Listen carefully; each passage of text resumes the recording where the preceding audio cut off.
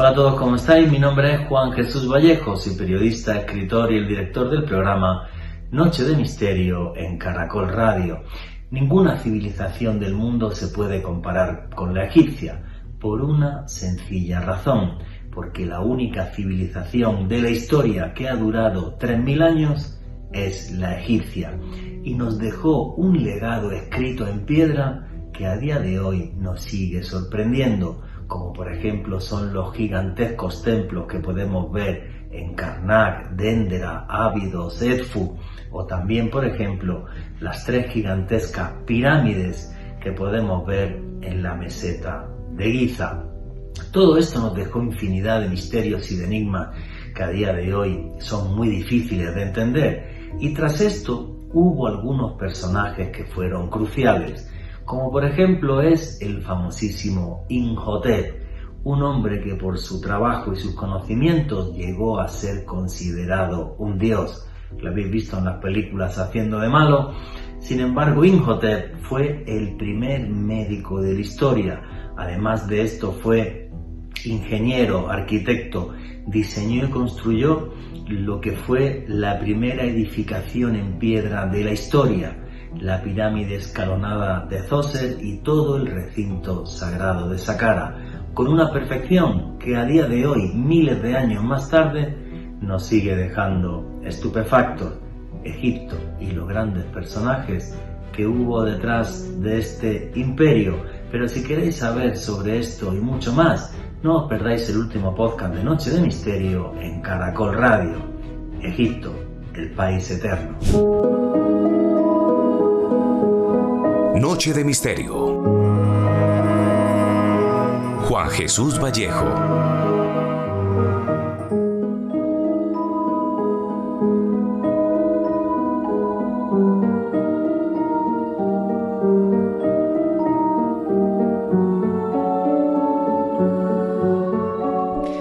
La noche del 20 de diciembre del año 1790 se le hacía eterna a Jacques Champollion, un señor que era librero. Y es que su mujer estaba de parto, pero el problema es que su mujer era paralítica y el niño venía mal. No había ningún buen presagio. El mismo médico dijo que veía el parto como algo imposible. Y Jacques Champollion lo que hizo desesperado es acudir hasta el curandero de su localidad, que se llamaba Yacuo, y encomendar la vida de su mujer y de su hijo a este personaje. Y Yacuo lo que hizo es darle a la esposa de Jacques Champollion un vaso de vino caliente y puso en el lecho de la cama una capa de hierbas que él conocía. El caso es que a los 3 días y de forma milagrosa nació su hijo, Jean-François Champollion, un niño desde que nació marcado por el destino. Nació de milagro y además sus pupilas eran amarillas. A los 5 años, este niño prodigio ya sabía leer y escribir perfectamente. A los 11 años, no se pierdan este detalle, hablaba y escribía perfectamente latín, griego y hebreo. Cuando tenía también 11 años, conoció uno de los intelectuales que fue junto a Napoleón Bonaparte hasta Egipto, se llamaba Fourier, y este le enseñó papiros egipcios. El niño se quedó deslumbrado ante estos símbolos. Y entonces este le preguntó: ¿esto lo ha leído alguna vez alguien? Y le dijo Fourier: no, jamás nadie ha podido leer el antiguo idioma egipcio. Le dijo el niño: tranquilo, que yo lo haré. A los 12 años escribió su primer libro, Historia de perros célebres. Su hermano le echó tal bronca por escribir algo así que nunca más volvió a escribir de otra de sus pasiones, de perros. El caso es que el niño, a los 17 años, hizo el primer mapa que hay en la historia sobre el Egipto faraónico, y esto hizo que con solo 17 años entrase en la Academia de Grenoble. Poco después publicó su siguiente libro, Egipto bajo los faraones. Justo también en esa época es cuando Jean-François Champollion vio el dibujo de la piedra de Rosetta. La piedra de Rosetta es un texto que escribieron los sacerdotes de Sais a Ptolomeo V, y la curiosidad de esta piedra es que estaba escrita en 3 idiomas. Estaba escrita en antiguo egipcio, estaba escrita en antiguo griego y estaba escrita en demótico. El demótico es un idioma que se escribía en Egipto para que pudiera ser más fácil su interpretación ya en el tiempo de los faraones de época tolemaica, de origen griego. El caso es que el niño se dio cuenta, no ya era un niño, ya era un hombre, se dio cuenta que para poder llegar a traducir la piedra de Rosetta en el antiguo egipcio tenía que aprender más idiomas del Oriente Medio, y es por eso que aprendió también árabe, sánscrito, persa y copto. La clave para poder traducir la piedra de Rosetta era saber muy bien el copto, ya que el copto se correspondía al demótico. El problema es que para hablar bien copto tendría que hablar con otros coptos, y él consiguió hablar copto perfectamente. Y un amigo le dijo: oye, Jean-François, ¿cómo sabes hablar copto de forma perfecta? Y le dijo: lo hablo todos los días 1 hora conmigo mismo. El caso es que en 1819 ya era profesor de historia en la Universidad de Grenoble. También fue todo un rebelde porque hizo escritos a favor de la ciencia y de la libertad de expresión, y eso le costó que le rebajaran el sueldo. Así que Jean-François Champollion también se metió a hacer incluso guiones de teatro. Siguió estudiando sin parar la piedra de Rosetta y al final se dio cuenta que todos estaban trabajando mal para la traducción de la misma, ya que los símbolos egipcios, donde uno puede ver, por ejemplo, una pluma, un halcón y demás, todo el mundo pensaba que cada símbolo era una palabra, era un ideograma. Y Jean-François Champollion pensó que cada símbolo tenía que tener un valor fonético. Ma, me, mi, mo, mu, ta, te, ti, to, tu, así. Y que algunos sí podrían ser ideogramas, pero que la gran mayoría eran valores fonéticos.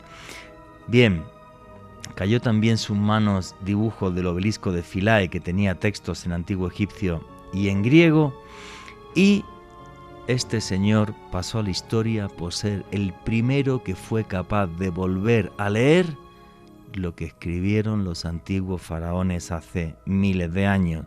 En 1828 viajó hacia Egipto, visitó Egipto por primera vez, estuvo 1 año entero, vestía como un árabe más, iba de templo en templo y la gente se arremolinaba en torno a él, viendo que era capaz de entender lo que ponían las paredes de los antiguos edificios.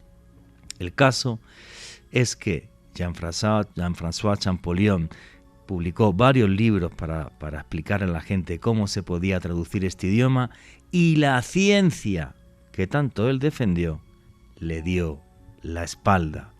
No fue hasta 64 años después de su muerte en la Royal Society de Londres que por primera vez los intelectuales más destacados de Europa y el mundo avalaron su trabajo, dándole la razón. Y es que no había otro ejemplo de un idioma que se escribiera con valores fonéticos como era el caso del antiguo egipcio. Jean-François Champollion, el niño milagro, el niño que fue capaz de rescatar las antiguas palabras que se escribieron a orillas del Nilo. Y es que en torno a Egipto hay 1001 personajes curiosos. Egipto, la cultura eterna, la civilización eterna, la única en la historia que ha durado 3000 años. Y todavía cuando uno viaja a Egipto se sorprende por esa antigua magia y ese antiguo saber y conocimiento, leer los símbolos mágicos que hay en los templos que jalonan las orillas del Nilo, es algo total y absolutamente transformador. Otra época, otra parte de la historia en la que los hombres estaban y vivían en comunión con antiguos dioses y donde recibían mensajes de las estrellas.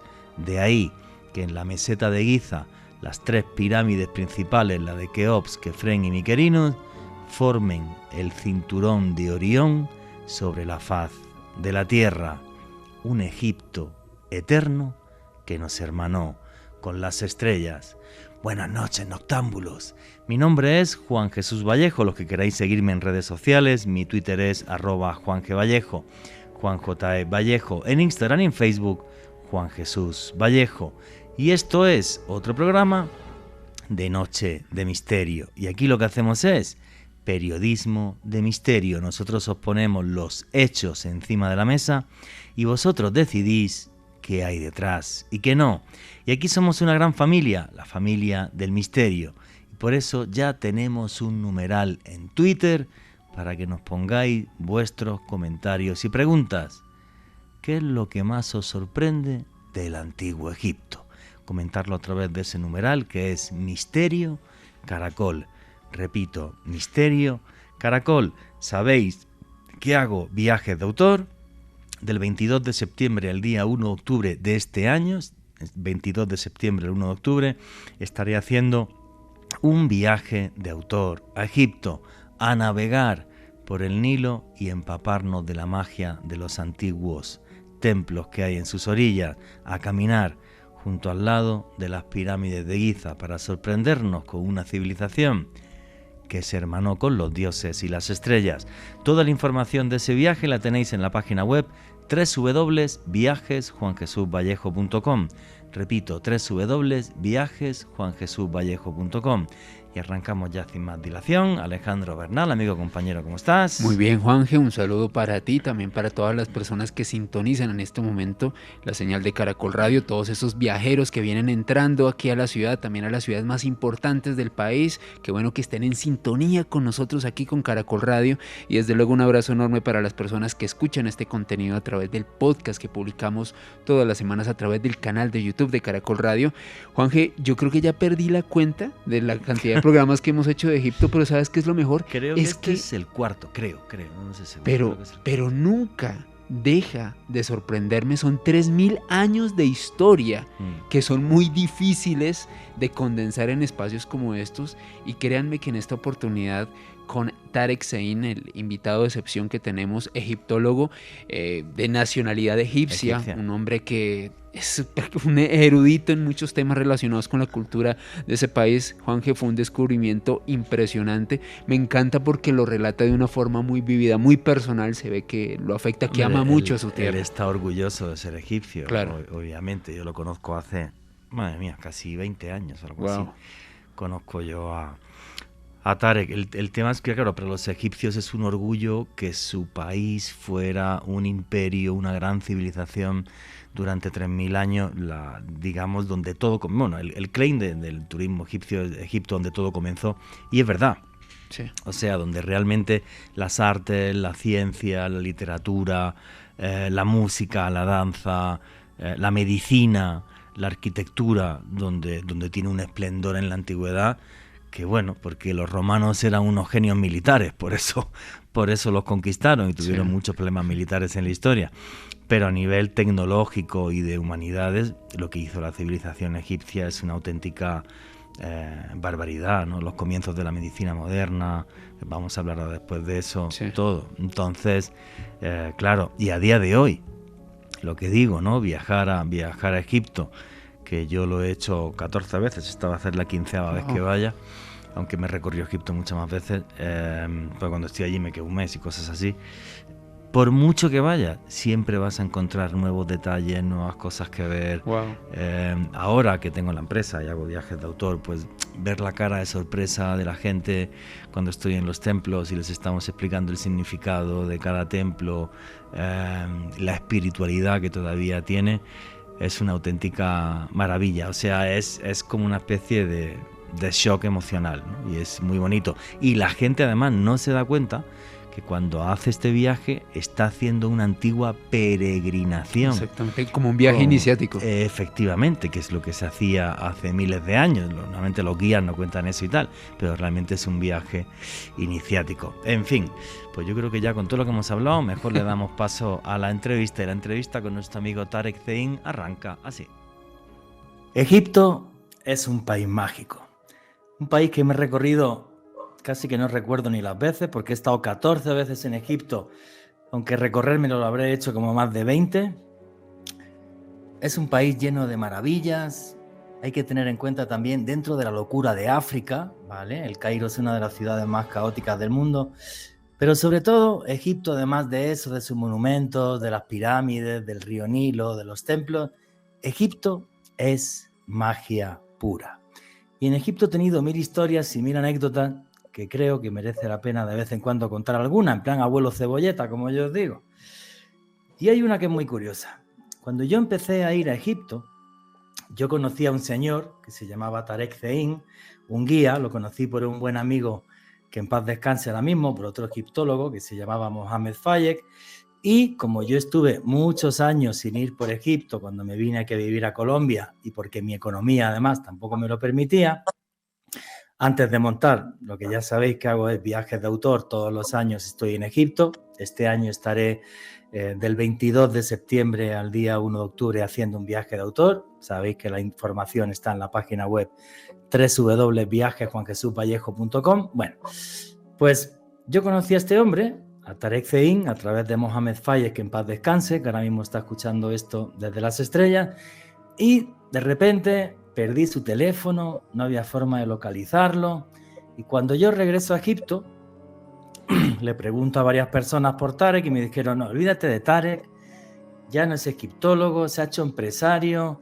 está montado en el dólar, en la plata, y bueno, pues entonces no habrá forma de localizar a Tarek, y así lo dejé como una anécdota más. Me dio pena, pues porque era muy amigo mío y teníamos unas discusiones tremendas. Discusiones no, charlas y diálogos, porque la egiptología son 3000 años de historia, nos lo contaremos bien, y hay ciertas controversias en muchas cosas. Pero bueno, yo ya dejé lo de Tarek, verlo por imposible, hasta que de repente el año pasado estoy en el templo de Colombo y escucho de fondo a mi izquierda.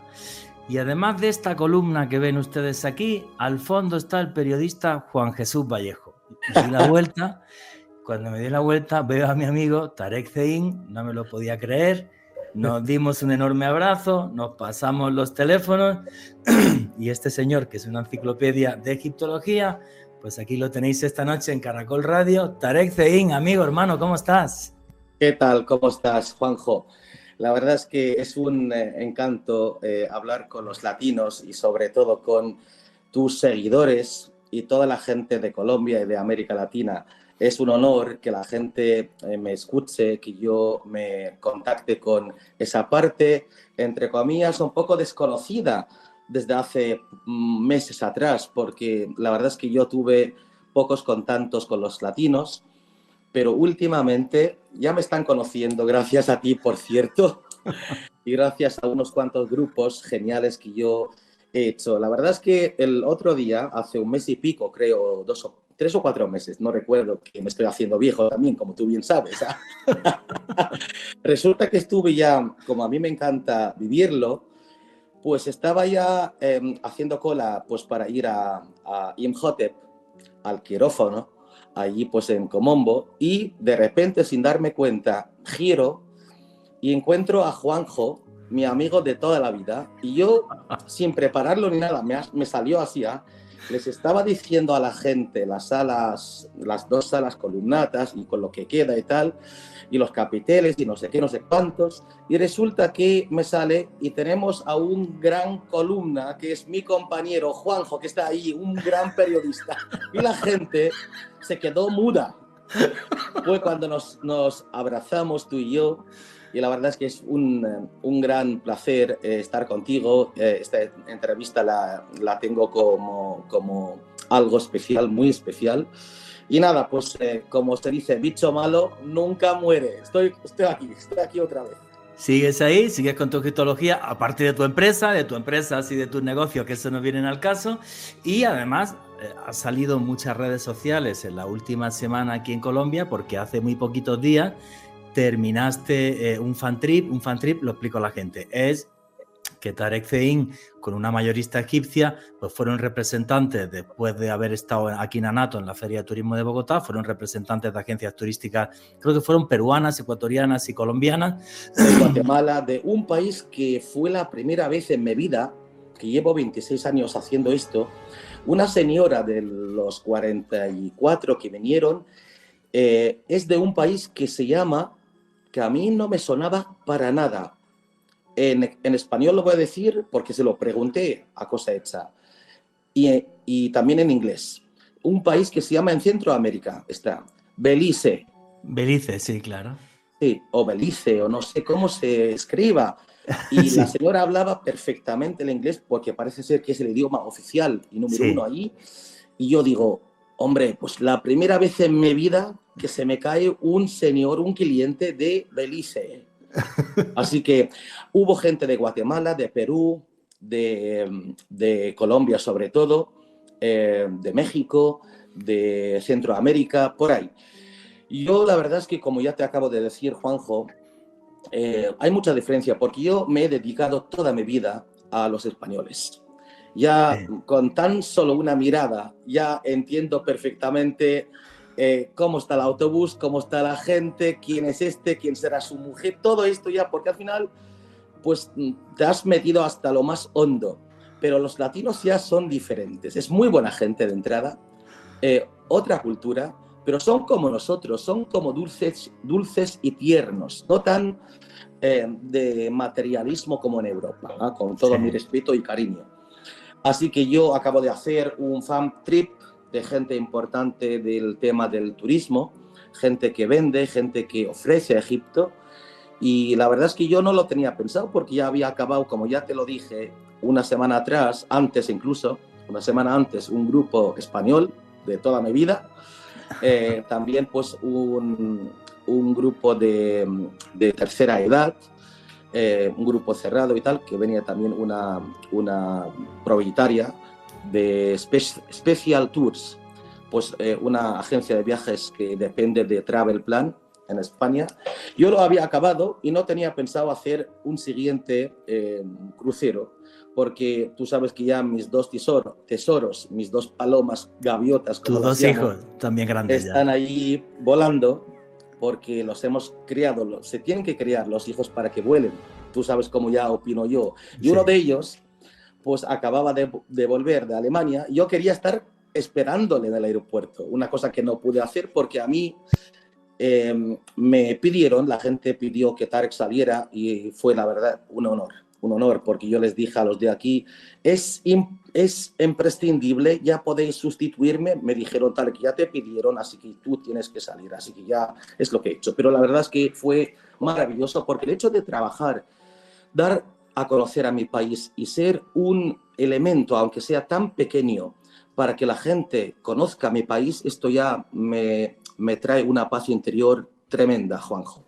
Hombre, pues que mucho orgullo para ti en el sentido de que haya sido la imagen de Egipto respecto a un montón de agencias de viaje y también es un reconocimiento a tu trabajo, ¿no? El turismo latinoamericano hacia Egipto no para de crecer. A mí, gracias a Dios, este va a ser el tercer año que haga viajes de autor, que algún día volveremos a trabajar juntos, tenlo claro, eso seguro. Y bueno, y yo creo que el latinoamericano, pues lo primero que le impacta es que llega, es África, no tiene noción de África, piensa que Egipto es nada más que lo de las películas de egiptología, la pirámide y los templos. No, estás en África, estás en otro mundo, es otra cultura, es otra historia, ¿no? Y luego un país que está vertebrado. Yo siempre digo igual, cuando uno viaja a Egipto lo primero que impresiona es desde el aire, porque es todo un mar gris de arena y de repente es como si Dios hubiera cogido un lápiz azul y uno verde y hubiera hecho dos franjas verdes al lado del azul, que es el río Nilo y las orillas del Nilo y la vega del Nilo, que en la antigüedad era la vega más fértil del mundo. si Egipto no tenía cosecha, Europa pasaba hambre, ¿no? Entonces todas esas cosas tienen que entenderlas y las tienen que explicar gente como Tarek, y es algo maravilloso. Yo te comento, empezando con una anécdota para que la gente pues se acerque más y conozca mi país. Yo en una buena aventura turística hace 15 o 17 años estuvimos en una lancha motora yendo por el Nilo de Asuán hacia el poblado Nubio, y resulta que había unos cuantos españoles y tal, la lancha llena y tal, y a un chaval, un joven español muy amigo, le recuerdo ahora, que se llamaba Fernando, le sigo recordando, y le llega un teléfono, o bien le suena el teléfono, y coge el teléfono, y resultaba que era un amigo suyo de Camerún. Y hablaban y tal, parecía que estudiaban juntos o algo así. No me metía yo en vidas ajenas, pero resulta que cuando acabó la llamada, me comenta Fernando que le estaba diciendo al camerunés que, oye, amigo, que yo estoy en tu continente, estoy en la misma tierra de África. Y el camerunés le pregunta, ¿pero dónde estás? Le dice el español, estoy en Egipto. Le dice, hombre, déjate de rollos, porque esto ya es Europa casi, ¿eh? Esto no es África. Nosotros somos africanos, estamos en el continente africano, tenemos una parte que es asiática, porque con el canal del Suez hecho a mano desde el 1859, que mis bisabuelos lo cavaron a mano, y tardaron 10 años haciéndolo, pues fue inaugurado en el 1869. Esa parte, la parte del Sinaí, la península del Sinaí, con su canal del Suez, esto es asiático. Así que nosotros somos un país afroasiático. Nosotros plenamente somos desierto, un 92% de Egipto sigue siendo deshabitado, porque tenemos dos desiertos grandes, el desierto oriental yendo al Mar Rojo y el desierto occidental, que es parte del Sáhara Grande, yendo hacia el oeste, hacia Libia. Y lo que tú dices es que yo que vuelo un montón, es que tú ves como si fuera un lápiz con color azul, pues una línea alargada, que es el río Nilo, y el delta, que por cierto eran 7 brazos antiguamente. Hoy en día ya quedan solamente 2 brazos, que es Rosetta y Damietta, formando el delta, que era y sigue siendo cada vez menos con lo que hay en el mundo, loco, pero era la tierra más fértil del mundo. Digo, cada vez menos por las presas que se están haciendo, aparcado allí tanto limo y tanto barro que no llega al norte, pero sigue siendo fértil la tierra. Y Egipto, por cierto, sigue siendo la cesta de cosechas para Europa. Te voy a hacer una anécdota rápida. Me están parando muchos contenedores con mi empresa de mármol, porque hay prioridad para sacar la naranja egipcia que no se pudra antes del mármol. Así que hay un montón de naranja, fruta, verdura que sigue saliendo de Egipto, que somos un país exportador de comida. Así que este es nuestro país, en 2 palabras. Sí, no, es una auténtica maravilla, y la gente siempre le digo, ¿no?, que tiene que entender Egipto, ¿no? Egipto es el único país afroasiático del mundo. Sí, es el único país afroasiático del mundo, y luego es una locura, porque los 111 millones de egipcios viven casi todos en torno al Nilo. Wow. O sea, sí, tú vas en el barco y todo está habitado, todos son aldeas, o sea, todo campos de cultivo, o sea, todos viven en torno al Nilo, porque el 92% del país es desierto. Sí hay también grandes oasis, como por ejemplo es Fayum. La gente se piensa que un oasis en el desierto son 3 palmeras y un poco de agüita, que algunos hay así, muy pequeñitos, pero hay otros que son gigantescos, que viven cientos de miles de personas. Entonces, cuando uno va a Egipto, lo primero que le echa a la charla a la gente es piensa que estás en África, es otro mundo, y dentro de África además también en el mundo árabe, que todo esto tiene una serie de particularidades, ¿no? Pero bueno, es un país tremendamente mágico y que os aseguro que merece la pena visitar, porque es magia pura. Y aquí seguimos en Noche de Misterio, vuestras preguntas y comentarios a través del numeral Misterio Caracol, arrancando este paseo con el mejor de los vehículos, con la imaginación por Egipto, comentando esas particularidades, que tiene el 92% de su territorio es desierto y 111 millones de personas que viven en torno al mágico Nilo, capaz de dar vida no solamente a Egipto, sino de ser todavía tan fértil y dar tal cantidad de comida que Egipto sigue siendo un gran exportador de alimentos. Y la entrevista con Tarek Zein continúa así. Que es un país que fue tan disputado en la antigüedad y Roma enseguida, en cuanto pudo, le echó la mano encima porque sabía que controlando Egipto tenía comida de sobra para hacer cualquier ejército y mandarlo a cualquier lugar del mundo. Si no conquistaban Egipto, no podían hacer eso, y el colonialismo en Egipto duró hasta hace 3 días, ¿no? Y yo creo que los egipcios además viví siempre pensando en el gran imperio que fue Egipto y la gran cultura que fue la egipcia, porque durante 3000 años Egipto fue la civilización más importante del mundo. Yo siempre digo igual, cuando llegamos a Luxor, o sea, la gente cuando hace un viaje a Egipto siempre está el Cairo, luego coges el avión y o bien vas a Luxor o a Asuán, ¿no? Lo normal, el clásico. Cuando llego a Luxor, que viene del árabe al-Qusur, que significa los palacios, porque los árabes cuando llegaron no eran conscientes de que aquellos no eran los palacios de los faraones, sino que eran templos, todas las edificaciones en piedra. Siempre le digo a la gente igual, imaginaros esto hace 3500 años, la antigua Tebas era el Nueva York de la antigüedad. O sea, aquí la gente llegaba cuando en Grecia estaban en taparrabos y Roma ni existía. Aquí la gente llegaba y había escuelas de medicina, de ingeniería. Imaginaros las avenidas, las casas eran de adobe, todas con jardines, con jazmín.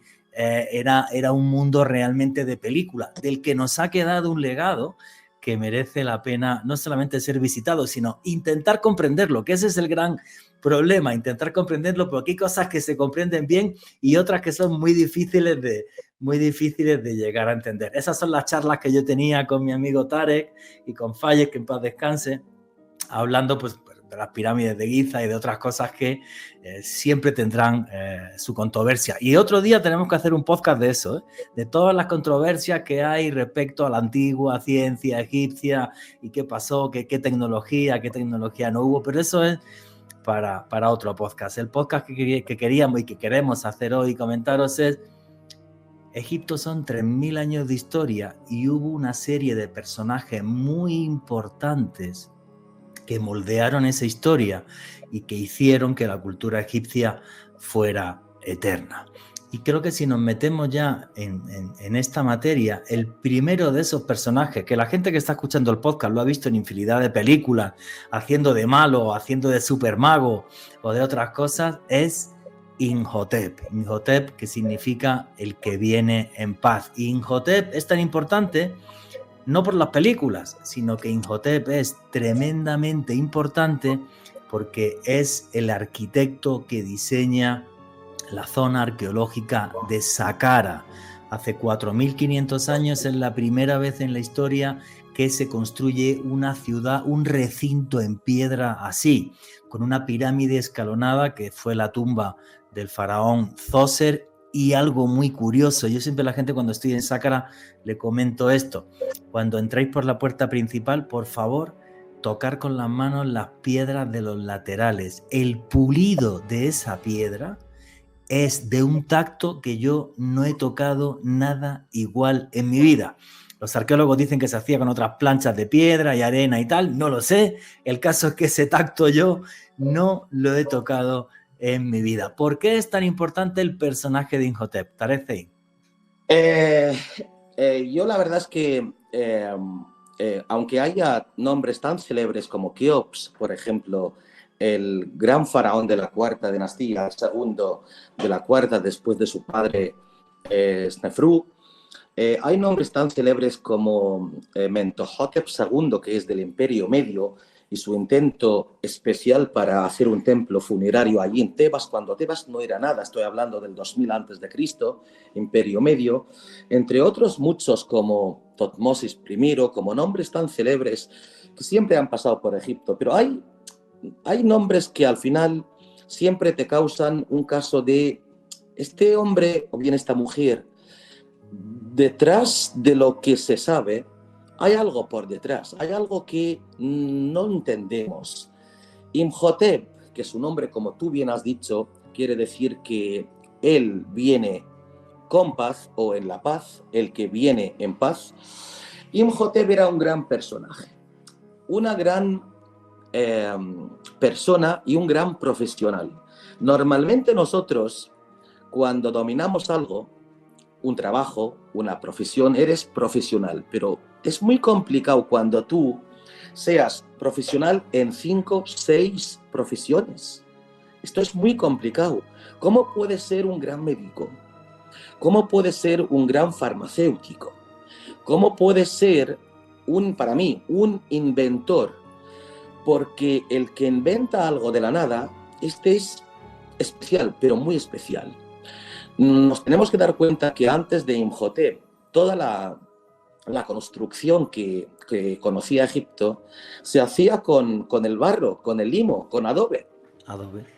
Era mucho más fácil trasladarlo, llevarlo, manejarlo, pero la primera vez en la vida que se hace una construcción de piedra. Nosotros somos Egipto, un país que su historia escrita, que había mucha historia antes, data del 3100 a.C., cuando se fundó la primera dinastía. Estamos hablando de más de 5.000 años de historia.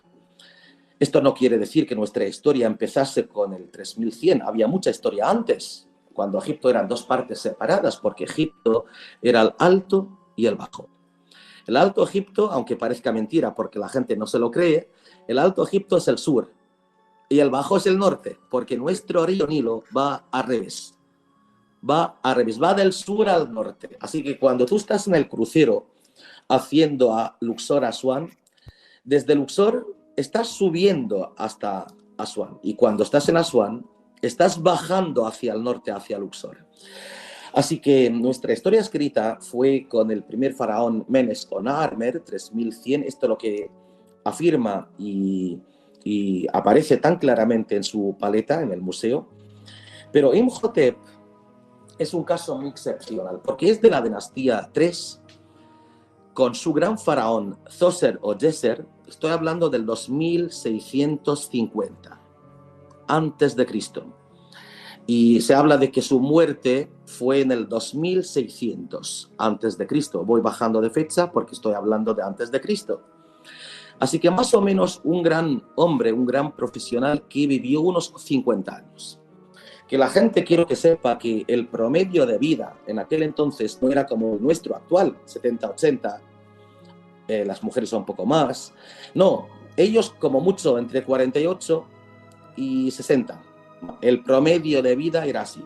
Él se murió con 50 años, que por cierto no tenemos casi nada de Imhotep en Egipto. Hablo de monumentos, alguna estatua y tal, aunque él tiene una estatuilla preciosa en el Museo del Louvre de París, como en muchas cosas que están repartidas por el mundo. Y con Zoser, que le dijo Zoser desde Memphis, la capital del país, le puso la cosa muy complicada.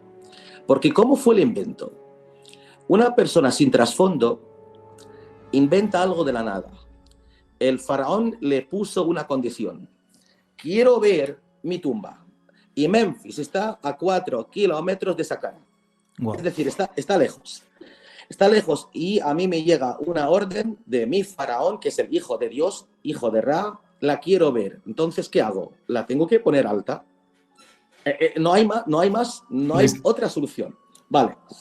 Y le puso otra condición. La quiero diferente. No la quiero igual que las de antes. Las de antes se hacían de adobe. Era un simple pozo de tierra por debajo tierra, o bien un pozo por debajo tierra, de adobe, con un escalón rectangular. Es lo que llamamos mastaba, una forma de entierro antes de las pirámides. Entonces, a mí me llegan dos condiciones. Las tengo que cumplir. La quiero ver y quiero que sea diferente. ¿Qué hace? Pues la tengo que subir. ¿Qué hago? Pues voy a imitar, pero en vez de hacer un escalón, pongo otro encima del primero. Pero no lo va a ver. ¿Qué hago? Pongo tercero, pongo cuarto, quinto, sexto, hasta llegar a 6 escalones, que son 60 metros por encima tierra. La gente cree que el entierro Djoser está dentro de los escalones, de las gradas, no, está por debajo, tal y como lo hacían antes en el pozo. Pero él consiguió que el faraón lo viera desde el palacete, desde Memphis, siendo alta. Y diferente, ¿qué hago? Barro no vale, tengo que cambiar de material. Fue a una cantera que está a 13 kilómetros del sitio, la cantera de Tura de Caliza, y cortó bloques de piedra, pero pequeños, porque no se comparan estos bloques de piedra gastados en la pirámide escalonada con los bloques posteriormente utilizados con Keops, por ejemplo. Y así fue el invento de este hombre. No le hizo una tumba solo, le hizo lo que llamamos complejo funerario, que no se puede llamar complejo piramidal. No es correcto, porque al final la tumba no es una pirámide completa. La gente se pregunta, ¿por qué no se tiene que llamar una pirámide completa? Porque si la gente busca en Google cómo está la pirámide escalonada, o mejor llamarla, y más correcto, la mastaba escalonada, encontrará un escalón encima de otro, tercero, cuarto, quinto, hasta el sexto. Si hubiera podido rellenar lo que está entre cada dos escalones, llegaría a ser una pirámide completa, una cosa que no hizo porque no se le ocurrió esa idea, pero al final consiguió su meta. Imhotep, un gran profesional, la mano derecha del faraón, un arquitecto, un médico, un ingeniero, inventor sobre todo. Estoy hablando de la tercera dinastía. Se acaba la época faraónica con la... Pero quiero preguntarte una cosa. Llega Imhotep y el faraón Djoser le dice, quiero ver mi tumba. Y le hace un complejo funerario con esa puerta espectacular en piedra, que es una cosa que no vais a ver nada igual en el mundo. Construye esa pirámide escalonada de piedra, que es la primera y es lo primero que se construye así en la historia. En el planeta. En el planeta. Yo de esto no tengo absolutamente ninguna duda. Y para mí el misterio, y te quiero hacer esa pregunta, ¿es casual la forma piramidal o no? ¿O tiene que ver también con la simbología egipcia antigua? Porque hay un dios, que es el dios Atum, que significa el que existe por sí mismo, y que también se le representaba como que él, cuando se crea el Num, la sopa de la vida, bueno, que esto es curiosísimo. O sea, como los egipcios tenían un mito que era el mito de la piedra Benben, que es que llegaba una piedra desde el exterior y cae en el océano, crea una sopa de la vida, que esto es la teoría de la panespermia, que es de los años 70, si mal no creo, que ya está súper aceptada, y trae esas primeras formas de vida en el hielo que va en el meteorito. Y los egipcios hablan del dios Atum, el que existe por sí mismo, que tendría forma piramidal, que vivía como una pirámide, y él es el creador de la vida. ¿Puede tener que ver con esto o crees que no? Tarek, tu opinión sincera. Vamos a ver. Hay dos teorías. Pues te diré más tarde a cuál de ellas me inclino yo. Estoy hablando de la tercera dinastía, un caso concreto que es Imhotep, que no es el caso de Keops, que es una dinastía posterior. Creo que el tema de la forma piramidal o semipiramidal era algo muy importante, muy sagrado, porque los egipcios lo relacionaban todo con el sol, incluso antes de la primera dinastía. Es decir, el sol para ellos era el núcleo de todo. Tú, Juanjo, cuando vas tranquilamente en la playa, o cualquier hombre o mujer que nos está escuchando, que le doy un gran abrazo desde Egipto, desde este rincón del mundo, si algún día nosotros probamos lo siguiente: estamos en la playa, estamos ahí tranquilamente y justo ya pues se va a poner el sol. El reflejo del sol sobre el agua, nosotros lo podemos comprobar mañana, pasado, el verano que viene, es un punto arriba y se hacen como rayos de forma triangular que caen al agua. Otro ejemplo, tú mañana o pasado coges un avión y estás allí donde el asiento de la ventanilla y sale el sol, y con gafas de sol puestas te fijas a través de la ventanilla. ¿Qué ves? Ves un disco solar allí, el sol, con un punto arriba, y los rayos hacen una forma piramidal o semipiramidal, rayos que hacen como un triángulo. Así que los egipcios lo hacían igual, contemplaban todo. Ellos no tenían internet como nosotros ahora, no tenían una radio, no tenían un periódico. Pues sobre las 6, 5:30 de la tarde, hora que se ponía el sol, ellos no tenían nada, solamente contemplaban, veían. Y todo era para ellos el sol. Ellos se preguntaban, ¿por qué el sol que nos otorga la vida se va? ¿Qué pasa? ¿Por qué nos deja? La única explicación que ellos podían, después de tantas preguntas que se hacían y tal, es que no nos deja, porque es nuestro Dios. Pero tiene que dejarnos temporalmente, dejándonos a nosotros su forma representativa de protección, que es el triángulo, que es la forma piramidal para protegernos a nosotros, porque tiene que iluminar el mundo del más allá, el mundo de tu bisabuelo muerto, Juanjo, el mundo de mi padre muerto, tiene que iluminar el otro mundo, el mundo de los muertos, tiene que ponerse allí con ellos, para estar con ellos. Así que su forma nos la deja para protegernos hasta su resurrección el día siguiente. Entonces, ¿qué hacemos con esta forma? La vamos a ampliar, la vamos a utilizar en todo. Y si nos enterramos en la misma forma, garantizamos al 100% que llegaríamos sanos y salvos a la otra vida. Esto es lo que es, ¿por qué la pirámide? ¿Por qué la forma piramidal? Es protección. Y otra cosa importante, te contesto la pregunta que no me olvido, ¿eh? Tú sabes que ellos creían en el más allá, porque para mí la frase más importante de toda la cultura que tenemos en Egipto es creerse en la vida del más allá. Ni más ni menos. Tú te mueres, yo me muero, y según ellos no estamos del todo muertos. Mi cuerpo sí, pero mi alma no. Y el alma tiene que escalonar cada noche para subir al cielo. ¿Cómo escalonará? Con la forma piramidal, para unirse con el dios del sol. Entonces, para mí, en el caso de Imhotep, yo creo que no, para mí, tú preguntas, ¿Tarek fue adrede, fue a propósito él eligiendo esa forma piramidal que representaba a Atum, el dios creador, el que se ha creado él mismo por sí mismo, y representación de Ra, posteriormente el dios del sol? Y yo te digo, no.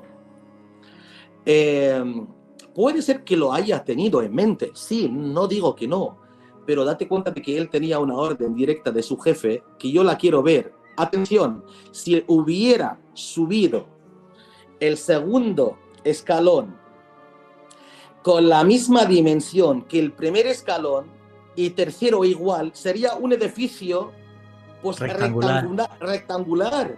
Así que él quería que se viera, así que tenía como una obligación hacer el segundo escalón más pequeño de dimensiones que el primero y el tercero más pequeño que el segundo y así. Y casualmente se ha formado esta forma piramidal. No digo al 100% que no lo tenía en mente, pero yo creo que su motivo principal era hacerlo de una forma irregular para que se viera con una punta. Con una punta. Que ahí está la tumba. Donde está la tumba de Zoser. Así que yo digo, contestándote, que sí lo tenía en mente, pero más aún era la orden directa para cumplir con el deseo del faraón. No, y Saqqara es un lugar tremendamente espectacular. Otra cosa importante, Dime. No solamente la tumba, porque como es un complejo, tiene 4 elementos. Tiene una muralla de forma zigzag, no es regular, era y sigue siendo irregular. Tenía 13 puertas, Juanjo. Y ahora queda una, la única que era verdadera, porque había 12 falsas. Y la forma de pulir, que esto ya también me toca a lo que es mi trabajo de empresa de mármol y tal, tenemos pulidoras italianas con marca Pedrini, famoso y tal, de pulir una piedra. ¿Tú me puedes decir con qué tipo de piedra podían hacer ese pulido tan perfecto? Otra piedra más dura. Yo lo dudo. Porque yo no lo entiendo. Pero yo te digo una cosa. Aunque hubiéramos tenido tú y yo muchas discusiones constructivas, pero hay muchos interrogantes en mi trabajo.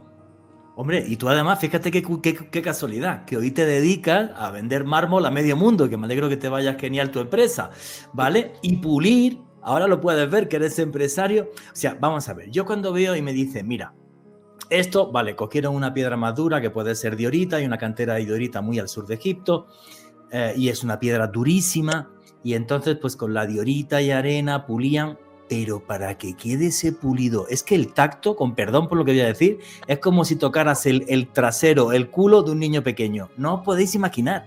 Es una cosa absurda, pero que no he visto ese pulido en ningún lugar del mundo, ni en Egipto, en otro sitio. Es algo absurdo. Es una cosa increíble. Absurdo.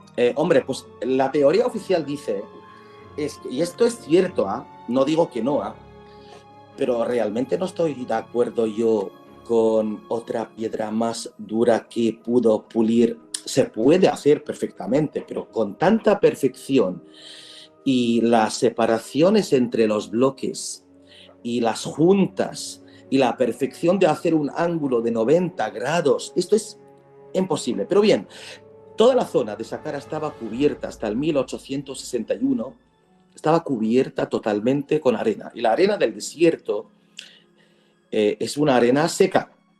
Si fuera limo o barro, esto ya no estaría ya deteriorado. Pero la arena conserva, cosa que explica por qué tiene un tono un poco amarillo, mientras que la caliza es blanca, es por la arena. Pero yo te voy a decir una cosa. Hay una gran obra que tú la conoces bien y que suena mucho y tal, que para mí es la obra maestra en Egipto de escultura, que es de Kefren. Ahí está en el museo. Es de piedra diorita, chicos. Es de piedra diorita que en Egipto... Dureza 9, ¿eh? Dureza 9. Y no tenemos en Egipto, ni teníamos diamante. Y la táctica era utilizar una piedra más dura que la que trabajamos para esculpir y trabajar. ¿Me podéis decir con qué material más duro pudieron hacer esto? Pero es perfecta. Es perfecta. Es de un escultor de hoy en día, o mejor todavía. Sí, claro. ¿Sabes una cosa? Un secreto fuera de la egiptología. Cuando tú compras un bloque hoy en día, Warestone, que es mi empresa, cuando no quiero hacer publicidad, lo siento, pero me ha salido. Cuando me sale un bloque grande y de la misma cantera y otro bloque más pequeño, yo pregunto, ¿son de la misma capa? Porque una cantera cualquiera tiene capas, Juanjo. Y las capas de abajo, como están encerradas, atención, que es importante, no le da el aire. Es más dura la capa de abajo que las capas de arriba. Cuanto más baja la capa, cuesta más porque es más dura. Así que para mí, utilizaron la misma diorita trabajando la famosa piedra de Kefren, pero una capa de abajo, con un cincel de diorita de la capa de abajo, trabajando capas de más arriba. Este es un secreto. Pero eso es vamos a ver, esa estatua de Kefren, nos hemos salido del guión, no pasa nada, lo hacemos siempre en este programa. No, ha venido de paso. Sí, se lo digo a la gente. Esa estatua de Kefren es para verla, luego es que la vamos a describir y tal, y no quiero adelantarme, pero yo no he visto una cosa igual en mi vida. O sea, el detalle, ¿vale? En una piedra de dureza 9. 9. Cuando estábamos hablando, ojo con esto, cuando supuestamente se hacen las pirámides y todo esto y tal, o la estatua de Kefren, Egipto estaba en la época del cobre, no conocían ni el hierro. Wow. Es que es una locura.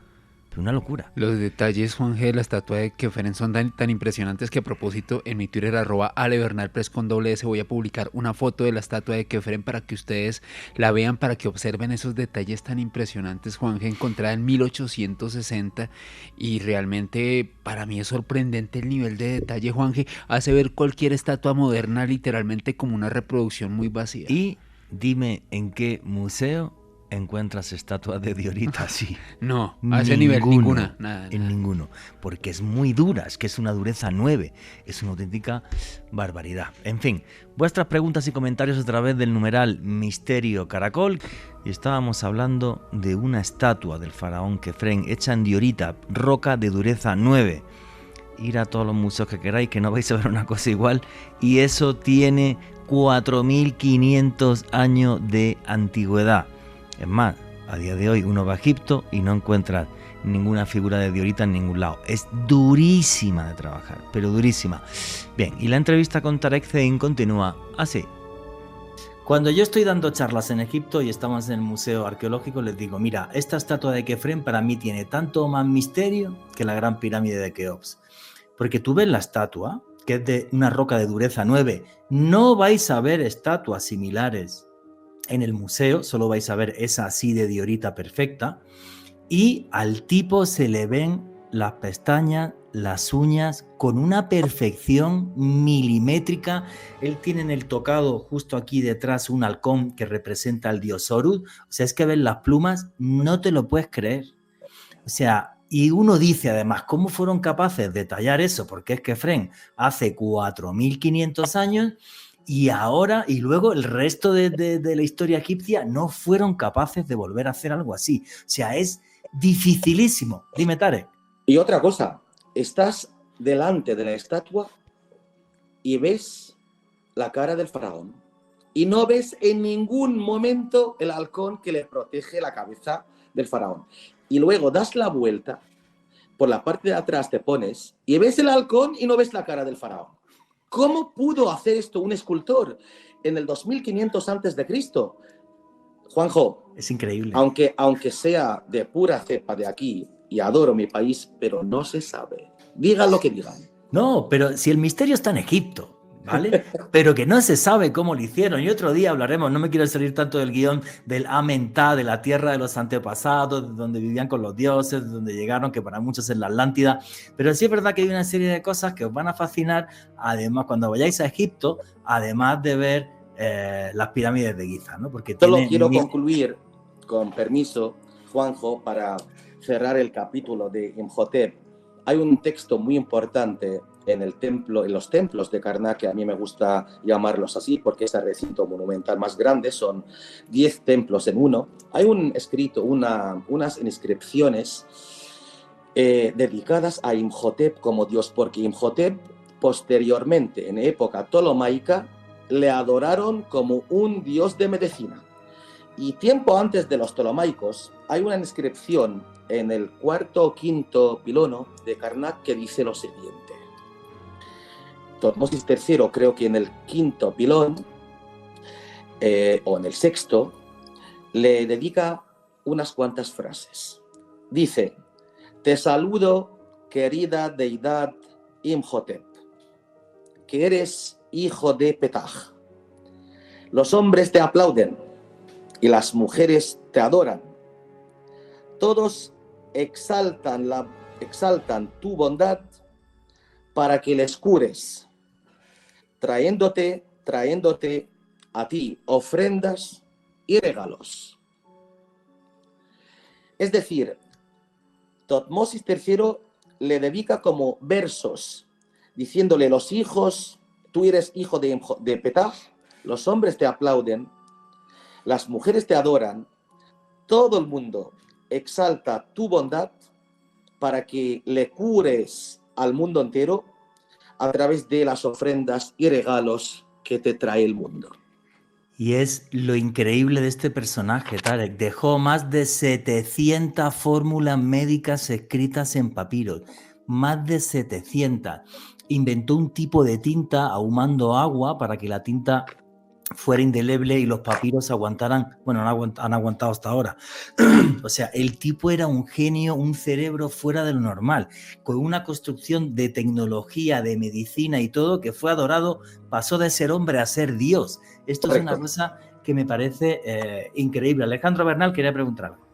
Aunque sin lugar a dudas uno de mis personajes favoritos a la hora de hablar de Egipto, o sea, Imhotep, para mí uno de los tipos más brillantes de la antigüedad. Actualmente, Juanje, existe un papiro que se conoce como el papiro Edwin Smith, que se encuentra en la Academia de Ciencia de New York, y en ese papiro se describen 48 casos clínicos que son tratados no con tratamientos mágicos, sino con un enfoque racional, científico y médico, para que nos demos cuenta el nivel y la sabiduría de Imhotep que está recogida en este papiro, Juanje. Buenísimo ese dato, y es que además para los egipcios la curación tenía que ser física a la vez que espiritual.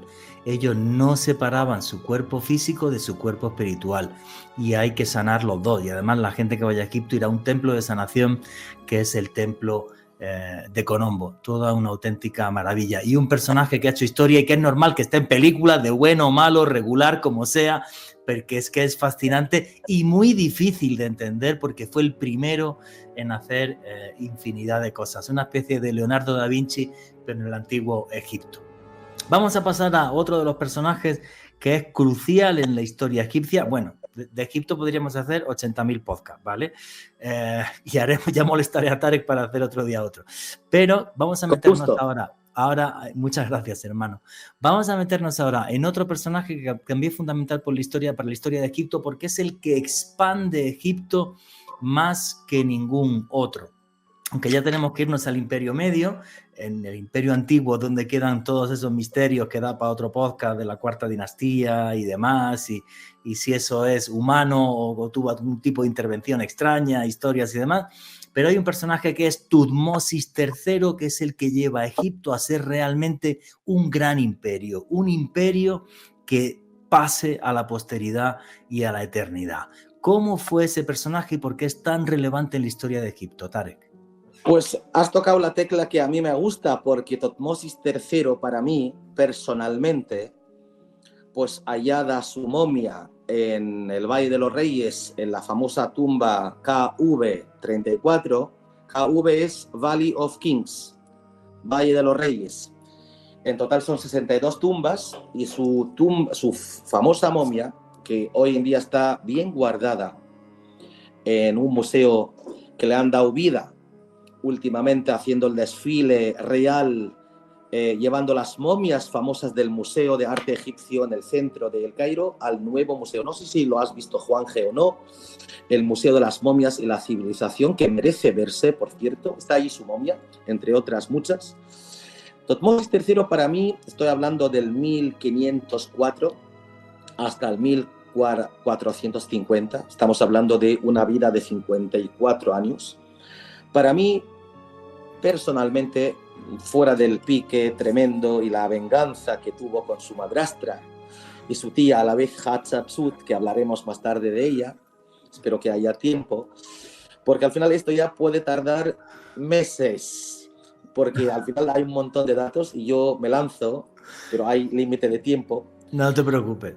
Estamos hablando de un Tutmosis III que era un hijo de un gran faraón, Tutmosis, no un gran faraón, pero un faraón importante, Tutmosis II, y nieto de sí un gran faraón, Tutmosis I. Así que Tutmosis I, su abuelo, Tutmosis II, su padre, y Tutmosis III es el hijo de Tutmosis II.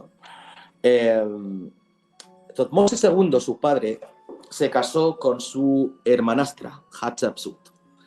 Con esta mujer, la pareja tuvo a una hija.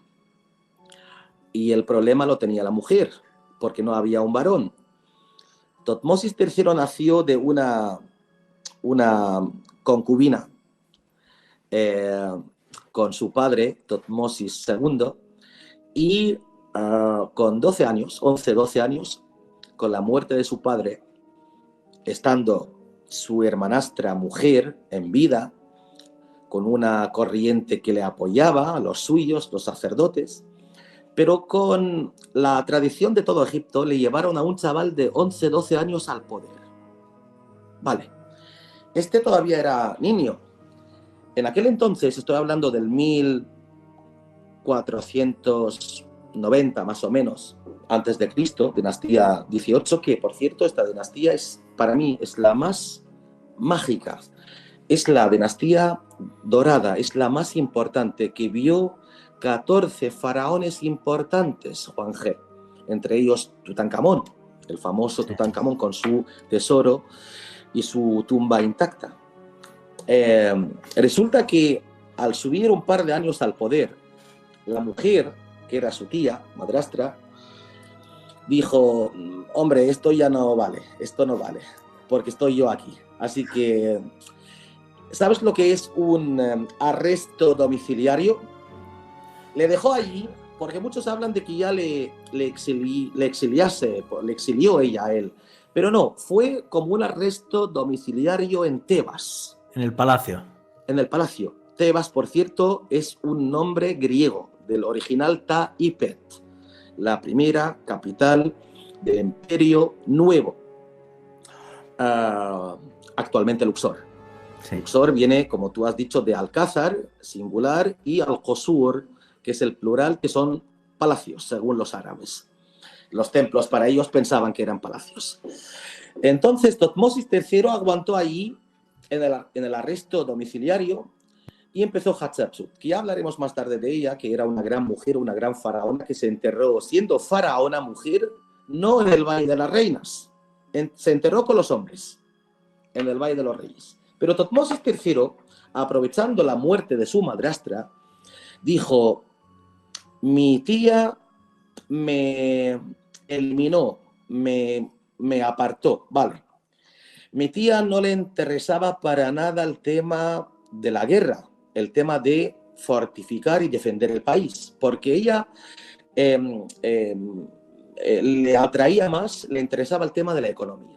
Ya sabemos que tu mujer, mi mujer, son las mejores economistas, porque al final se lo llevan todo terrible. Perfectamente bien. Ella fue la primera. No, en serio. Chicos, hay un secreto en la mujer. La mujer es la media naranja, es la que lo lleva todo, sin ella no podemos vivir, pero aparte de eso, es que tienen un secreto mágico en el tema de gastos y tal. Es una ministra de Economía, como decimos en España, de la hostia. Sí. Nosotros no podemos entrar en este percal, porque al final fallamos. La primera fue Hatshepsut, porque para mí la mejor economista que vio nuestro planeta era ella. Así que no le interesaba el tema de la guerra. Mi padre no era flojito, débil, Thutmose II, decía Thutmose III, y tampoco hacía mucha campaña militar ni nada. Así que desde mi abuelo, que era un gran faraón, Thutmose I, el país está un poco flojo porque las fronteras se veían con amenazas. Así que este chaval, con 34 años, porque el mandato de su madrastra duró 22 y él tenía 12, así que más o menos con 34, hizo, atención, 17 batallas, 17 campañas militares, todas ganadas. Sí. No perdió ni una. Ramsés II, con todo el esplendor de Ramsés II, perdió algunas. Entre ellas, la famosa batalla de Cádiz. Sí. ¿Vale? Aunque digan muchos que no la perdió. No. Luego, Ella eso da para otro programa, ¿no? Ramsés II, el primer político mentiroso de la historia, pero eso para otro programa. Juanje, te voy a decir una cosa. Perdió la batalla, sí, pero no perdió la guerra Ramsés II. Esto que quede claro. Bien, así que él contra los nubios, que Nubia se llamaba Kush, es la parte sur de Egipto, contra los sirios sobre todo, contra los libios, hasta incluso en la parte sur del Mediterráneo, fue hasta Chipre. Así que nuestro Egipto era el sur de Europa, toda la parte de Irak, Turquía, Siria, el Líbano, y hasta la tercera catarata en el sur de Egipto. Estás hablando de casi Kenia. Wow. No un país, un imperio más grande que Estados Unidos hoy en día. Y por eso, que es lo que la gente no entiende, yo, por ejemplo, uno de los paraísos para comprar antigüedades, de los que yo he estado, es Líbano o Israel. Y en Israel o en Líbano te ofrecen escarabajos egipcios de 3000 años, tal, que no es que los hayan robado de Egipto, es de cuando eran parte del imperio egipcio. Por eso Correcto. Hay tantos amuletos, historias y tal en estos países que se pueden comprar. No son baratos, pero se pueden comprar. No es que fuesen robados, no, esta es una herencia, un legado que dejó Thutmose III allí. Sí. Porque esto era parte de Egipto, estoy hablando del 1460-70 antes de Cristo. Así que estamos hablando de 3500 años atrás. Thutmose III, para mí un gran faraón, tiene pues algunas representaciones en el Museo Egipcio, pues tiene allí en Estambul un obelisco precioso. En Estambul, un obelisco de granito rosa precioso. No tenemos ninguno suyo en Egipto, cuidado, ¿ah? Pero un obelisco precioso, entre otros muchos, que están repartidos por el mundo, están en Estambul. No, y es curioso. Este hombre, hay que hablar un poquito solo de como Cádiz es la más importante en la historia de Ramsés, la batalla de Megiddo o Megiddo. Es una batalla contra los sirios que sus inscripciones y su victoria se ve tan viral y tan clara en dos sitios en Egipto, los templos de Karnak y en su famoso templo funerario, que es muy bonito, Juanje, yo creo que lo has visto, el templo de Medinet Habu. Medina de Jabu, sí, donde además aparece una representación de una cosa muy extraña que son los pueblos del mar. Perfecto. Todavía se discute de qué son los pueblos del mar o no, que asolaron medio Mediterráneo, pero no está claro el origen de los mismos. Oye, te quería hacer una pregunta. Tutmosis III convierte a Egipto prácticamente en una potencia militar como fue Roma milenios más tarde. Y sus tácticas militares se basaban, lo que yo he estado leyendo, en dos cosas. Primero, fortificó mucho lo que era la flota militar. O sea, hacer una serie de barcos militares que pudieran llegar hasta los lugares y que los barcos fueran inexpugnables. Y luego creó un sistema de ataque con carros de guerra que no eran de origen egipcio, eran de origen asirio mucho más atrás. Pero él creó un sistema en el que juntaba 50, o sea, la unidad mínima eran 50 carros de guerra, que eran como los tanques de la antigüedad, más 250 soldados detrás, y se hizo imbatible. O sea, fue una cosa tremenda, demostrándole a su pueblo que aunque su origen no era tan noble, porque su madre era una concubina, como tú has dicho. Su madre se llamaba Isis, por cierto. Dicen que era una negra más bien mulata, que no se enamoró, pero al final los sacerdotes de Amón le obligaron a su padre para que tuviera un hijo, porque el problema era la madre, o bien el problema era su mujer y tal, al no tener otro varón y tal. Pero Tutmosis III, date cuenta, y lo sabemos todos, Ale y Juanje, que cada uno de nosotros cuando nacemos, Dios nos mete en cada uno algún don. Tú sabes calcular, yo no sé calcular, hay un tío que sale pues bien, le da bien la matemática, a mí me da bien la historia, y así somos diferentes. Tutmosis III nació como un guerrero. Es decir, él sabía lo que era cómo atacar, cómo engañar, cómo hacer pasar un dato incorrecto en las tropas de los enemigos. Esto lo dominaba él. Él nació con este don. Entonces, Tutmosis III para mí es el jefe de la marina del mundo, de la vida, porque es el primero que, aprovechando mucho material importado de la parte de África, desde la época de su madrastra, sicomoro, por ejemplo, madera de cedro del Líbano, él hacía una flota tremenda, una flota de barcos militares hasta Chipre, hasta el sur de Europa, llegaba con sus barcos. Y también el tema de cómo atacar haciendo que el enemigo se engañase. Es decir, darle pues a conocer que la táctica dice que entraremos por aquí y luego entra por otro lado. Pues a base de hacer 250 mínimo soldados o más detrás de 50 carros de combate. Sí. Los carros de combate no eran egipcios, no los conocíamos, porque los egipcios pues hacían la guerra pues con los pies firmes en el suelo. Esto explica por qué los Hicsos no se invadieron, porque ellos venían encima de su carro de combate de Asia, con un caballo o dos caballos. Sí. Él lo amplió haciendo 2 caballos o a veces 3 caballos y carros de combates. Y para mí fue el primer faraón aplicando este sistema que otros posteriores como Ramsés II le imitaron. Pero el pionero haciendo estos toques militares, digamos, con maestría, tanto en el mar como en la tierra, era Tutmosis III. Gracias a un gen, a un don que le otorgó Dios esto. No, es un personaje fabuloso y además que lleva a Egipto un esplendor que es lo que convierte realmente a Egipto en algo eterno. Repito, es que para entender Egipto son, señores, 3000 años de historia. Y hay que pensar que, por desgracia, en la antigüedad todo eran guerras y guerras y guerras y guerras. Egipto fue atacado muchísimas veces.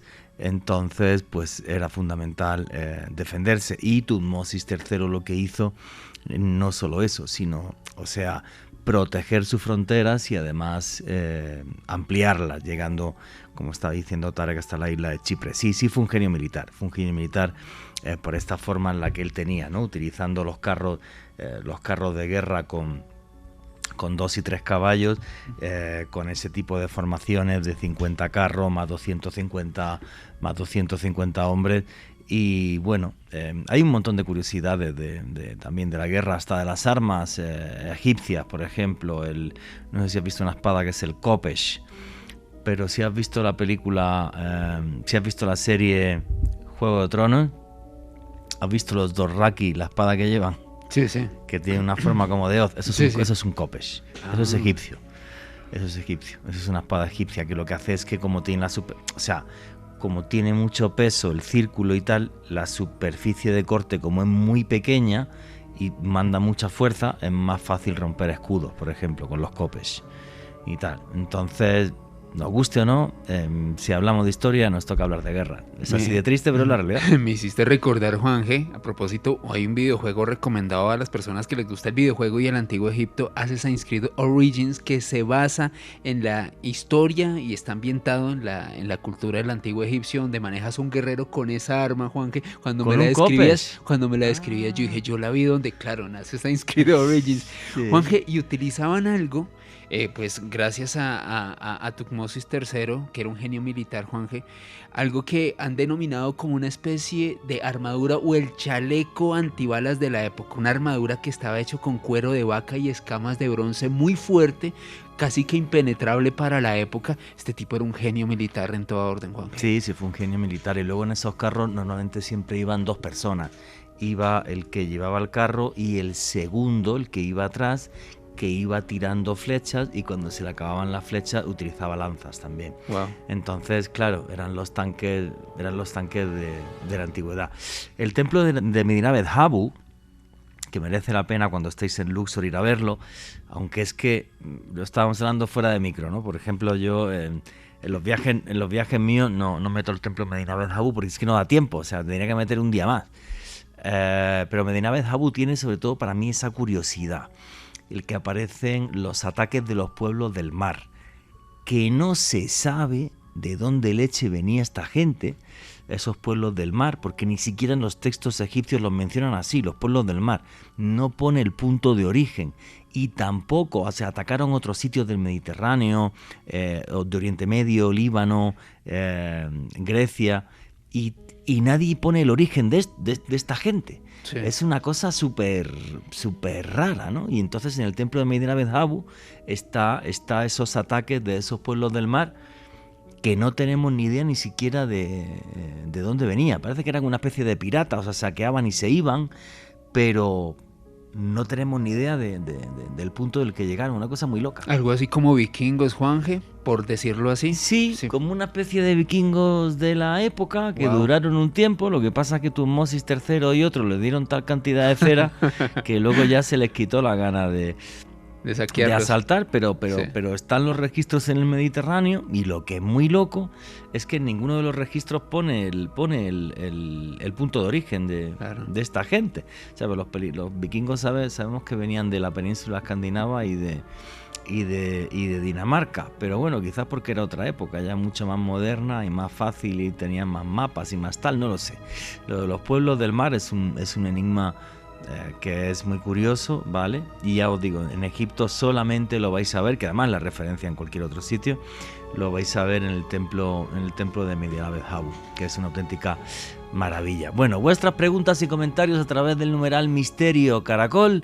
Qué feliz soy cada vez que hago un programa sobre Egipto, un país que para mí siempre fue mi segunda casa. Le dedico muchísimo tiempo y años de mi vida a seguir viajando y ahora a llevar viajeros hasta allá, y es realmente empaparnos de una magia antigua que a día de hoy sigue viva. Estábamos hablando sobre el magnífico gran conquistador Tutmosis III, el que asentó el Imperio Egipto y uno de los personajes que hizo que Egipto fuera un país eterno. Y la entrevista con Tarek Zein continúa así. Y vamos a meternos, porque no va a dar tiempo a mucho más, ¿vale? Vamos a meternos en Ramsés II. Ramsés, el amado del sol, el amado de Ra, el amado del sol.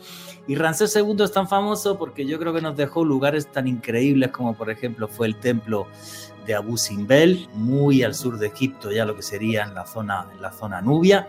Le digo a la gente que cuando lleguéis a Asuán en Egipto, si vais ya al poblado nubio, la cultura nubia es distinta, habla otro idioma que no es el árabe, hablan nubio, son de tez mucho más oscura. Y Ramsés II nos dejó, bueno, no solamente el templo de Abu Simbel, sino también incluso en el segundo templo más grande del mundo, que es Karnak. El templo más grande del mundo es Angkor Wat en Camboya.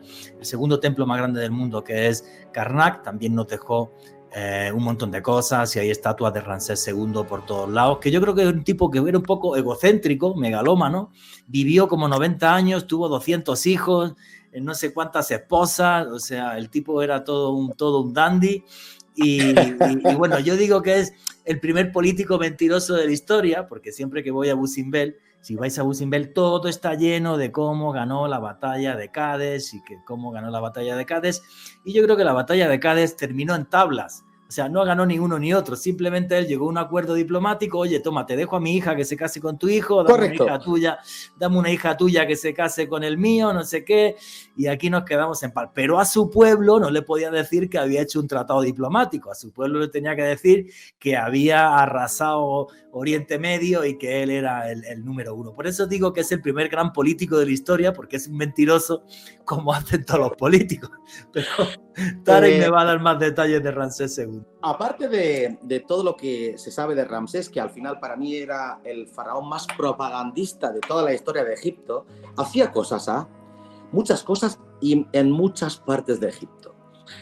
Pero a él, para mí no era el número uno en construcciones, para mí era Amenofis III, el padre de Akenatón.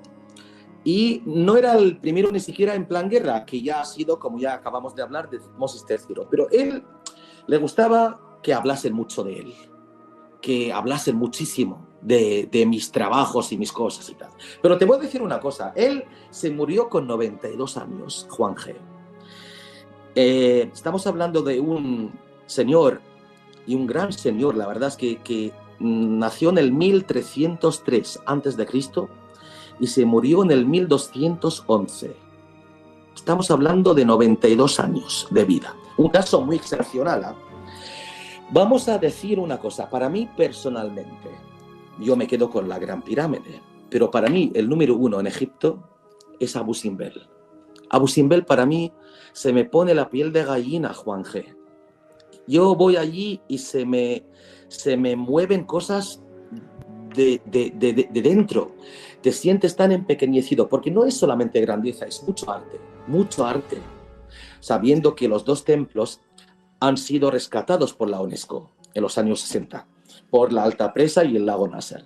Pero te voy a sorprender sabiendo que es el primer faraón muerto que viajó en avión en el 1976, después de ganar la guerra contra Israel, la guerra del Yom Kippur, sí. Porque Francia exigió un pasaporte para que se pudiera exponer allí y que le hicieran un test con un aparato muy adelantado de radiografía. Entonces, Ramsés II pues se movió desde Egipto hasta París con un pasaporte en vigor.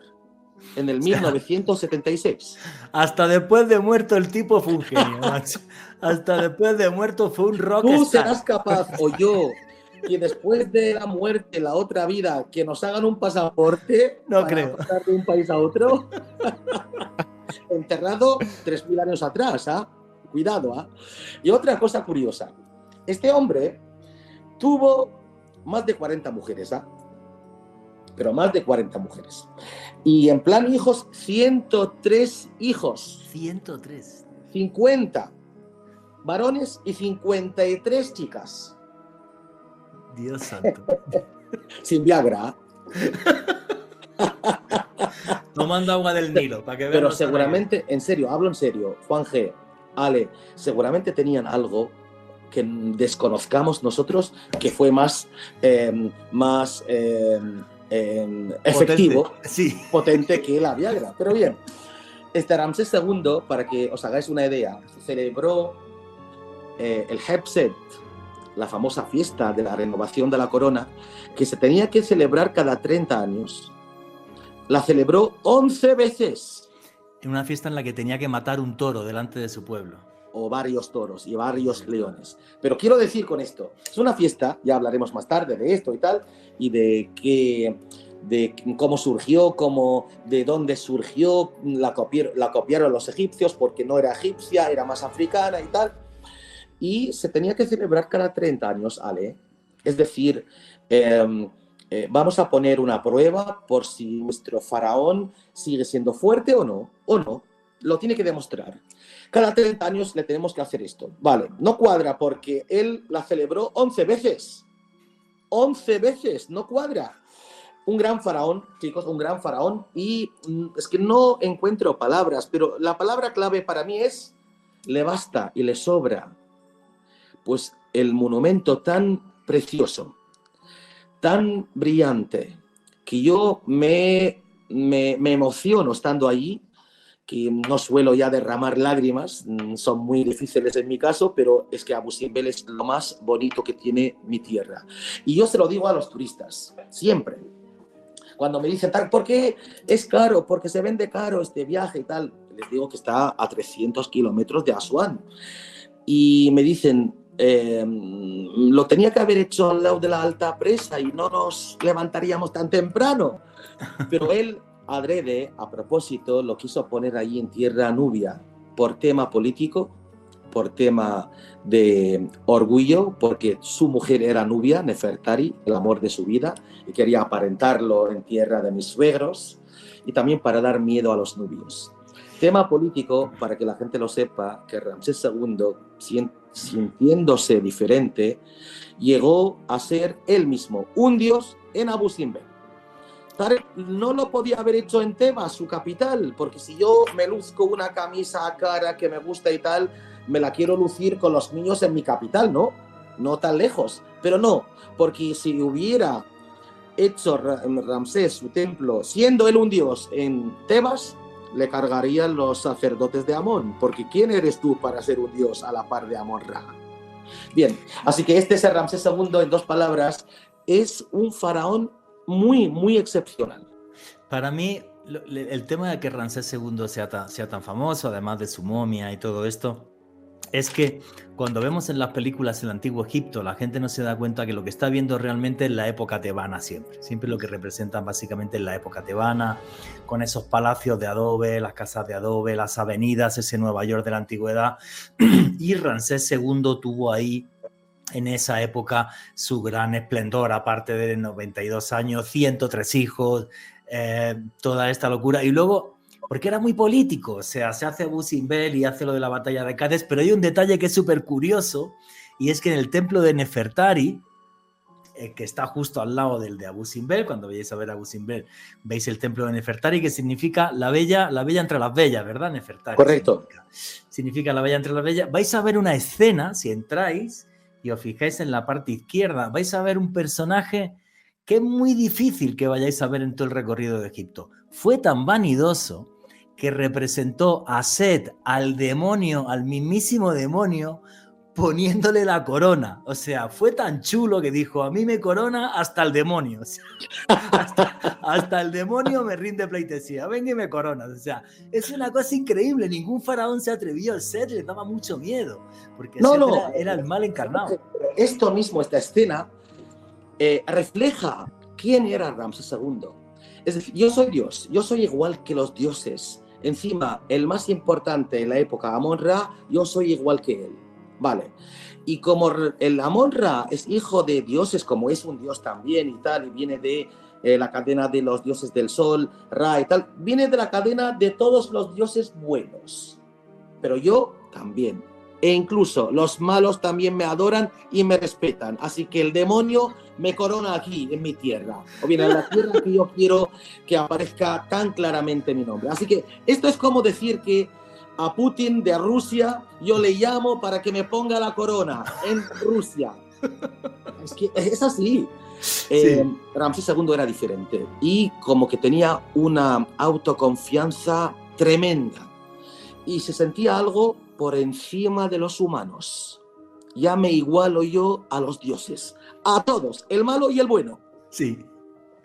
Sí, es una cosa muy loca. Fue un gran político, un gran personaje en la historia, nos guste o no, y que le dejó una lección a los políticos tremenda. Lo importante es aparentar. Le dejó una lección a los políticos que siguen hasta Pero día. con todo esto y el tono, digamos, de que era excepcional y tal, y pasaba un poquito, hay que reconocer, Juanje, que él tiene la perla de los monumentos en Egipto. Sí, en Egipto tenemos un montón de cosas. La perla de la corona de los monumentos egipcios es Abu Simbel. Abu Simbel, sí, es una maravilla. Yo he estado infinidad de veces, siempre digo, venga. Y no es igual, Juanje, si tú te acuerdas, échate para atrás unos, yo creo que 20 años. Sí, en el 2004 fue cuando llegamos tú y yo bajo un cielo estrellado precioso en barco por el lago Nasser viendo la entrada de Abu Simbel. Sí. Que es una maravilla. Eso quiero volver a hacerlo algún año. Claro, la gente no se da cuenta que para ver la egiptología completa en Egipto, todas las horas arqueológicas, son 15 días. Menos de 15 días es imposible. Yo vendo viajes de 10 días, 9 noches, donde se ve lo fundamental. Para verlo todo es un viaje más caro, que son 15 días, porque hay que hacer 2 cruceros. El crucero del Nilo y el crucero por el lago Nasser, donde tengo yo, con permiso, si me lo permites, Juan, claro, también por el tiempo de mucha gente y también por el coste y tal, porque han cambiado las cosas, han cambiado mucho, pero yo tengo mi propia idea. Egipto se puede hacer bien siempre que tengamos, aparte del crucero de 4 noches, mucho mejor que el de 3 noches. Sí. ¿Vale? Porque lo que se hace en 3 noches se hace en 4, así que tú tienes un día más haciéndolo más con tranquilo. 4. Haciendo el uso de la Swan, que es lo que voy a hacer yo este año. Pero con una noche, mira, no hace falta ni 15 ni 14 días y tal, pero con una noche yo veo como un pecado, un crimen turístico, llevar a la gente a Abu Simbel para estar allí 1 hora y media y volver. Es un crimen. Pero se resuelve esto con la siguiente forma. Una noche más, si se puede, desde luego, haciendo noche en Abu Simbel. Sí. Duermes en Abu Simbel y 1 noche o 2 en Luxor con el barco, es decir, 4 noches más una o 2, estás hablando de 6, 7 noches como mucho en el sur, en hotel, en Luxor, en hotel en Abu Simbel, y así lo dominas todo, lo controlas todo. Sí, lo que pasa es que luego, ya saliéndonos otra vez un poco del guión, el crucero por el lago Nasser te lleva a sitios. A mí un sitio que me impactó mucho es el templo de Dacca. Dacca, Iwa del Sebúa. Eso, el templo de Dacca es una auténtica maravilla, donde hay representaciones de cómo sería el fin del mundo y tal. Correcto. Y es una auténtica pasada. Son los 16 templos nubios que se pudieron rescatar en los años 60 haciendo la alta presa de Nasser. Están allí. Sí. Que por cierto tenéis ahí una sala en Madrid, como tú bien sabes, que es el Devot. Una sala rescatada, no es un templo entero, pero es una sala nubia también de los templos nubios. El templo de Devot, el templo del dios Tot, el dios de la sabiduría. Correcto. Egipto nos da para hacer 101 programas y 101 historias. Fíjate, no vamos a llegar ni a la mitad del guión, ¿vale? Porque mira, nos quedan 5 minutitos de entrevista. Y yo tenía aquí que preguntarte por la reina Ti, pero prefiero estos 6 minutos que quedan dedicártelos a ti más que a la reina Ti, ¿vale? A ver. Hombre, la reina Ti es más importante y más guapa que yo, ¿ah? Sí, lo que tú decidas.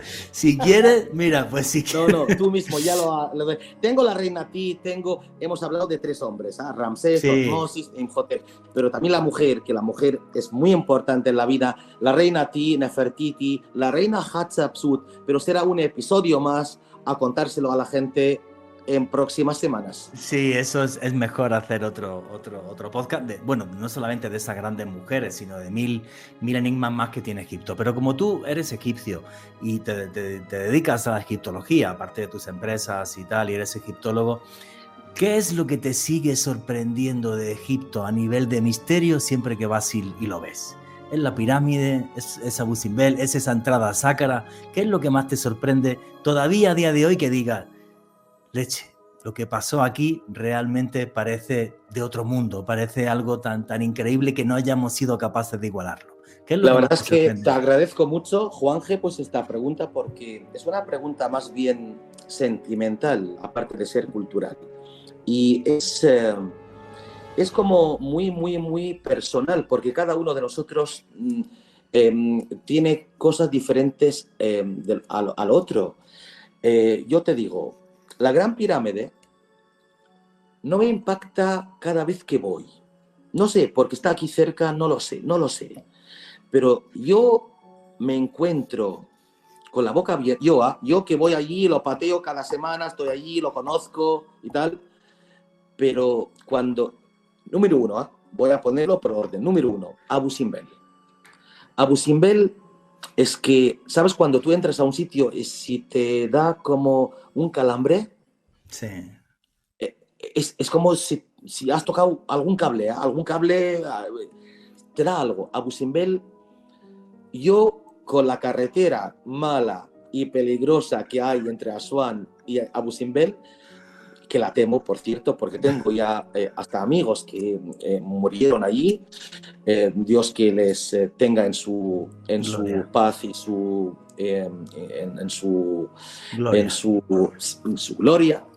Resulta que Abu Simbel para mí es número uno. Y también cuando yo voy no a los templos de Karnak, a la sala hipóstila de Karnak. Sí.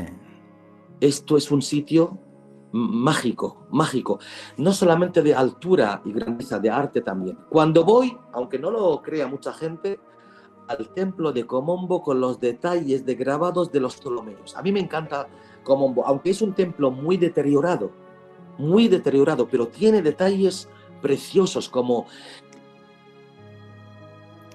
del cirujano más importante Imhotep, como el quirófano de Imhotep, como las estatuillas de Cleopatra, como los grabados de Cleopatra. Hay sitios importantes. Yo también me encanta últimamente, antes también lo veíamos en el Museo Antiguo, la sala de las momias, Juanje, porque tú entras con mucho respeto, Sí. ves la piel, la misma, ves los pelos. Así que estos son 4 ejemplos: Abu Simbel, la sala hipóstila de Karnak, Komombo y las momias de Egipto. Para que se haga la gente una idea, cuando llegas a la sala hipóstila de Karnak, los franceses dijeron Notre Dame cabría aquí abajo, se equivocaron por pocos metros. O sea, es tan enorme como la fachada de Notre Dame, esas columnas. El tema de la sala de las momias, es que la técnica de momificación que tenía hace que parece que estás allí, los estás viendo todavía en viva. Y el templo de Komombo, lo que estaba comentando Tarek, y eso es un viaje que venías tú de guía con nosotros. No sé si recuerdas a un médico de Málaga que venía con nosotros. Ay, se me acaba de ir el nombre porque también lo he entrevistado aquí en este programa. Bueno, no me acuerdo. Bueno, pues este señor decía, si es que yo estoy viendo los instrumentos que aquí están grabados hace miles de años y son los mismos que yo tengo a día de hoy en el quirófano. A día de hoy. Para que os hagáis una idea del esplendor y de la magia de Egipto. Amigo mío, estamos llegando al final de la entrevista. Tu conclusión y tu cierre, tus redes sociales, por si quieres que la gente te siga, ahí tienes el micrófono, amigo. Nada, simplemente darte las gracias a ti, Juanje, Ale, por cierto, muchas gracias. Gracias de corazón por el buen servicio. Y a toda la gente de América Latina, a los colombianos sobre todo, a toda la gente, a la señora, si me escuchará algún día de Belice, pues os doy la bienvenida siempre cuando queráis, con los brazos abiertos. Egipto merece mucho, aunque pasemos por un mal momento, pero la vida, la historia nos enseñó siempre que hay altibajos y Egipto algún día volverá a subir y liderar el mundo. No estaremos nosotros, pero siempre seguirá Egipto. Y Egipto siempre será eterno y habrá grandes personas como tú allí. Y este año nos veremos en el Cairo a comernos unas palomas, amigo. Un abrazo muy, muy grande. Bueno, qué felicidad reencontrarme con Tarek Zein el año pasado en el Templo de Komombo, que esté esta noche, que haya estado esta noche en el programa con nosotros. Y bueno, pues yo le he comentado a él, es difícil decir qué te gusta más o qué... Vamos a ver, los templos egipcios y todos estos lugares, cada uno significa una cosa radicalmente distinta. Y tú conectas con uno más que con otro. Y eso significa que somos diferentes y que somos humanos y es magnífico. Yo, por ejemplo, el templo que más me fascina, con diferencia, es Dendera. El templo de Dendera con las columnas gigantes, con la diosa Hathor, con los techos de color azul, la diosa Hathor, que es la diosa de la música, la creatividad, la danza, el amor. Encima es el único templo que tiene una cripta donde están las famosas bombillas de Dendera, que parecen restos de una tecnología realmente antigua, ¿no? Como si los egipcios conocieran la electricidad. Arriba en la terraza también es el único templo que vas a subir a la terraza, y en la terraza no se sabe qué tipo de rituales se hacían. Está una réplica, porque el original está en el Louvre en París, el famoso zodíaco de Dendera, la representación más antigua que hay de un zodíaco completo en el mundo. Era un templo donde los hombres se hermanaban con las estrellas. A mí Dendera es el templo que más me gusta. O sea, por ejemplo, ese, y luego Edfu. Edfu es un templo que significa... muy distinto. Horus es el dios guerrero. Sí. Entonces el templo de Edfu es un templo en el que uno, y si te das cuenta con esas charlas de en Egipto, ¿no? Cuando estás dentro del templo, verás que hay unos pocos puntos de luz y muchísima oscuridad. Y es que es un templo que lo que dice es: el enemigo está en ti, vence tus miedos, supera la oscuridad, ¿no? O sea, cada templo significa algo distinto. Es una cosa muy loca y bueno, hay que ver en la vida una vez Egipto. Vengan conmigo, ¿no? Pero hay que ver una vez Egipto. Juanje, yo, bueno, no he tenido la oportunidad, espero en algún momento tenerla, pero siempre he pensado, desde luego viéndolo a la distancia, la joya de la corona, la Gran Pirámide de Keops. Sí. O sea, es algo tan especial que hizo que el mismo Napoleón estuviera una noche ahí y luego conquistara Europa, o sea, ese nivel. Sí, claro, salió de la pirámide y conquistó, bueno, provocó, creo que fueron 3 millones de muertos, una cosa así. O sea, Dios santo. La pirámide es que parece de otro mundo. Sí. O sea, es que cuando lo ves, eso dice... Eso no lo han hecho los humanos, tío, eso no sé, o sea, eso es muy raro, tío, eso es muy raro, porque es muy grande, tío, es absurdamente grande, ¿no? Y luego además el entorno, en la meseta de Giza, porque Kefren es unos pocos metros más baja que Keops, ¿vale? Luego ya Mykerino sí es mucho más pequeña, y luego la guinda en Giza es la Esfinge. Exacto. Ver la Esfinge y el templo de la Esfinge, que está construido que parece, no sé, una ruina inca. O sea, es una cosa súper loca. Entonces, yo siempre que digo, cuando hago el viaje, digo, una cosa es lo de la Cuarta Dinastía y otra el resto del país. Porque yo luego te llevo a Sácara y te digo, eso es una pirámide, la de Titi. Si no te digo que es una pirámide, ni te das cuenta. Wow. Todas se cayeron a trozos, no servían ni para un carajo. O sea, en fin, tremendo. Bueno, amigo, tu conclusión y tu cierre. Bueno, y yo siempre he pensado, Juanje, y en la medida en la que hacemos más programas y conozco más de Egipto, que Egipto no solamente es el esplendor del pasado, es también gran parte del conocimiento del presente que se nos legó desde esa cultura y que hoy en día estamos redescubriendo, y por qué no decirlo hasta cierto punto el futuro, Juanje. O sea, para mí Egipto conjuga muchas cosas al mismo tiempo, no solamente el conocimiento, la tecnología, la forma que tenían de ver el mundo, el universo. O sea, Egipto es una de las civilizaciones más impresionantes de la historia, Juanje. Sí. Qué maravilla las personas que te van a acompañar, que van a estar contigo, y como tú mismo lo dices, que disfruten de esta cultura, de esta maravilla, de este portento que hay allá en África. Y a mí me pueden seguir en redes sociales a través de Twitter, Instagram y TikTok en @alebernalpress con @. Y yo que decirles que me fascina la cultura y la historia egipcia, que soy tremendamente feliz cuando me embarco otra vez a navegar por el Nilo, cuando estoy por las noches en la terraza del barco viendo las estrellas, a la vez que enfrente veo las orillas del Nilo, con los campesinos caminando por sus orillas y los minaretes de las mezquitas encendidos de color verde que simboliza el paraíso. Es el exotismo de África y es el misterio de la historia. Y nunca olviden que vivimos en un mundo mágico porque está repleto de misterio.